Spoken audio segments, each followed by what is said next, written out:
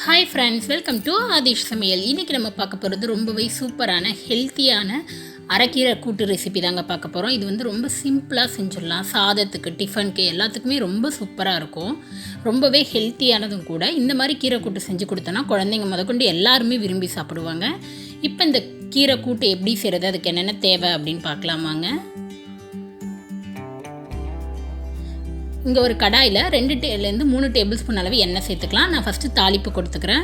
தாளிப்பு வடகம் வந்து ஒரு வடகம் இந்த மாதிரி உதுத்துட்டு நம்ம சேர்த்துக்கலாம். உங்கள்கிட்ட வடகம் இல்லை அப்படின்னா நீங்கள் கடுகு கூட சேர்த்து பொரிய விட்டுக்கோங்க. இதோட கொஞ்சம் கருவேப்பிலை, ஒரு 5-6 பல்லு பூண்டு வந்து இந்த மாதிரி இடித்து எடுத்து வச்சுருக்கேன். இது எல்லாத்தையுமே சேர்த்து விட்டு ஒரு 10 செகண்ட் நல்லா எண்ணெயில் வறுத்துக்கோங்க. பூண்டு எல்லாம் நல்லா வறுப்பட்டதும் இதோட 2 மீடியம் சைஸ் வெங்காயம், பெரிய வெங்காயத்தை நான் இந்த மாதிரி நார்மலாக ஸ்லைஸாக கட் பண்ணி வச்சுருக்கேன். இதையும் சேர்த்துட்டு வெங்காயத்தை 1 நிமிஷத்துக்கு நம்ம நல்லா வதக்கி எடுத்துக்கலாம். ரொம்ப வதங்கணும் அவசியம் இல்லை, 1 நிமிஷம் மட்டும் வதக்கி எடுத்துக்கோங்க. வெங்காயம் வதங்குற கேப்லேயே இங்கே நம்ம அதுக்கு முன்னாடியே ஃபஸ்ட்டே வந்து அரைக்கீரை, ஒரு கட்டு கீரையை நல்லா க்ளீன் பண்ணிவிட்டு கட் பண்ணி நல்லா வாஷ் பண்ணி எடுத்துருக்கேன். தண்டு வந்து நல்லா எலசாக இருக்குன்றதுனால அதையும் நான் சேர்த்துக்கிறேன். ரொம்ப முத்தலாக இருந்தால் நீங்கள் தண்டு சேர்க்க தேவையில்லை. இல்லை கரெக்டான பதத்தில் எலசாக இருக்குன்னா நீங்கள் தண்டி இந்த மாதிரி பொடியாக கட் பண்ணி கூட்டில் சேர்த்துக்கலாம். முன்னாடியே பருப்பு நான் வேக வச்சு எடுத்துட்டேன். 1 கப் அளவு பருப்பு வந்து நல்லா குக்கரில் வேக வச்சு மஞ்சத்தூள் மட்டும் போட்டு வேக வச்சு எடுத்துருக்கேன். நல்லா திக்காகவே இதுவும் இருக்குது. இது ரெண்டுமே நம்ம ரெடி பண்ணி வச்சுட்டோம் அப்படின்னா ரொம்பவே சிம்பிளாக ஒரு 5 to 10 மினிட்ஸ்லேயே செஞ்சிடலாம். இப்போ பார்த்திங்கன்னா வெங்காயம் வந்து நல்லா வதங்கிடுச்சு. 2 சின்ன சைஸ் தக்காளியை ஸ்லைஸாக கட் பண்ணி அதையும் சேர்த்துக்கோங்க.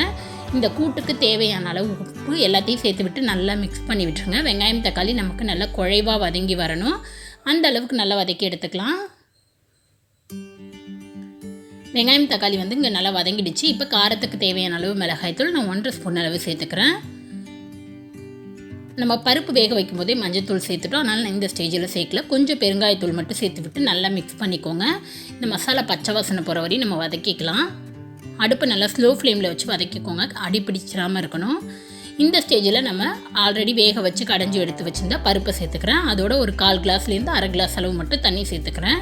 அவ்வளோதாங்க. இதை சேர்த்து விட்டு நல்லா மிக்ஸ் பண்ணி விட்டுருங்க. இது வந்து ஜஸ்ட் ஒரு கொதி விடணும். அதுக்கப்புறம் நம்ம கீரை சேர்த்துக்கலாம். இதில் தண்ணி எதுவுமே நம்ம ரொம்ப சேர்க்க தேவையில்ல. கீரையிலேருந்தே நமக்கு தண்ணி விடும், அதனால் நான் ரொம்ப தண்ணி எதுவுமே சேர்க்கலை.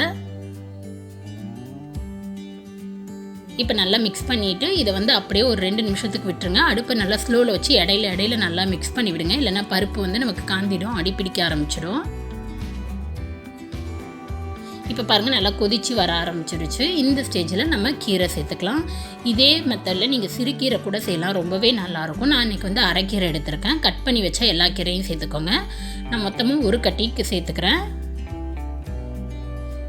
ஃபஸ்ட்டு நமக்கு நிறைய இருக்கிற மாதிரி இருக்கும். கீரை வேக வேக குவான்டிட்டி வந்து நமக்கு குறைஞ்சிடும். ஸோ இதை நல்லா மிக்ஸ் பண்ணி விட்டுருங்க. நமக்கு இப்போ வந்து திக்காக தான் இருக்கிற மாதிரி இருக்கும். அடுப்பை நல்லா ஸ்லோவில் வச்சு நல்லா வேக வைக்கும்போது கீரையிலேருந்து வர்ற தண்ணியோடு சேர்த்து நமக்கு கூட்டு கரெக்டான கன்சிஸ்டன்சியில் வந்துடும். இப்போ இதை நல்லா மிக்ஸ் பண்ணி விட்டுட்டு ஒரு லிட்டு போட்டு க்ளோஸ் பண்ணிடலாம். க்ளோஸ் பண்ணிவிட்டு நல்லா ஸ்லோ ஃப்ளேம்லேயே ஒரு 5 to 10 மினிட்ஸ் கிட்ட நம்ம வேக வச்சுக்கோங்க. அதுக்குள்ளேயே கீரை வந்து நல்லா வெந்துடும். இடையில அப்பப்போ மிக்ஸ் பண்ணி விடுங்க, இல்லைனா நமக்கு பருப்பு வந்து அடிப்பிடிக்க ஆரம்பிச்சிடும். உங்களுக்கு தேவைப்பட்டால் பருப்பு ரொம்ப திக்காக இருக்குன்னா மட்டும் நீங்கள் தண்ணி சேர்த்துக்கலாம். 1/4 கிளாஸ் to 1/2 கிளாஸ் சேர்த்தாலே அதுவே போதுமானதாக இருக்கும். இப்போ வேக வச்சு எடுத்துக்கலாம். இப்போ பாருங்கள் ஒரு 10 மினிட்ஸ் கிட்ட நல்லா இடையில மிக்ஸ் பண்ணி வேக வச்சுட்டேன்.